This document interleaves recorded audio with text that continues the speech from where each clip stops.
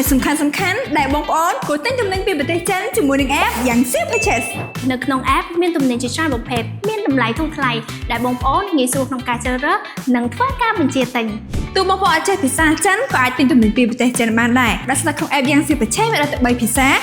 ខ្មែរភាសាចិននិងភាសាអង់គ្លេស មិនតម្រូវឲ្យបងប្អូនមានលុយចិន Visa Card ឬក៏កង់ Alipay ផ្ទាល់ខ្លួននោះទេបងប្អូនអាចធ្វើការទូទាត់ប្រាក់តាមរយៈកង់ធនាគារមួយណាក៏បានដែលជាដៃគូ KXQR យ៉ាង Xiao Purchase គឺជា app ដែលបង្កើតឡើងដោយកូនខ្មែរដែលមានប្រព័ន្ធបច្ចេកវិទ្យាទំនើបនិងជឿនលឿនជាងគេ កាន់តែពិសេសជាមួយនឹងតម្លៃដឹកធូរថ្លៃត្រឹមតែ